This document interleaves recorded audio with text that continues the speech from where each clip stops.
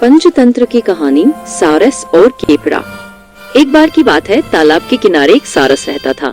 तालाब में बहुत सारी मछलियां थी और सारस को हमेशा भरपेट खाना मिल जाता था। लेकिन सालों बीतने के साथ सारस बूढ़ा हो गया और मछलियां पकड़ना उसके लिए मुश्किल हो गया। कभी कभी उसे कई दिनों तक भूखा रहना पड़ता था। सारस ने एक योजना बनाई। वो तालाब के किनारे एक उदास चेहरा लेकर खड़ा हो गया और मछलियां पकड़ने की कोई कोशिश नहीं की।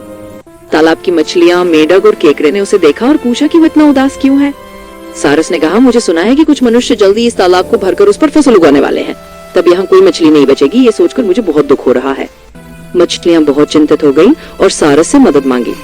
सारस ने कहा कि वो उन्हें एक बड़े तालाब में ले जा सकता है जो थोड़ी दूरी पर है, लेकिन क्योंकि वो बूढ़ा है इसलिए उसे हर बार कुछ ही मछलियां ले जानी होंगी और बीच बीच में आराम करना होगा। ऐसा कहकर सारस ने अपनी पहली उड़ान भरी और कुछ मछलियों को चोंच में ले गया, बल्कि किसी दूसरे तालाब में नहीं गया, बल्कि एक चट्टान पर जाकर उन मछलियों को खा गया। हर बार जब उसे भूख लगती वो तालाब से कुछ और मछलियां ले जाता। तालाब में एक केकड़ा भी था। उसने भी अपनी जान बचाने के लिए सारस से उसे ले जाने को कहा। सारस ने सोचा कि चलो इस बार कुछ अलग खाकर देखते हैं और उसने केकड़े को ले जाना मान लिया। सारस केकड़े को लेकर उड़ चला। कुछ देर बाद केकड़े ने नीचे देखा तो उसे कोई तालाब नजर नहीं आया, बस सूखी जमीन दिखी। उसने पूछा, चाचा वो बड़ा तालाब कहाँ है जहाँ आप मुझे ले जा रहे हैं? सारस हंसा और नीचे एक चट्टान की ओर इशारा किया जहाँ मछलियों की हड्डियों के ढेर लगे थे। केकड़े को समझ में आ गया कि वह सारस का अगला शिकार बनने वाला है। उसने तुरंत अपनी तेज पकड़ सारस की गर्दन में जमा दी और तब तक नहीं छोड़ा जब तक सारस मर नहीं गया।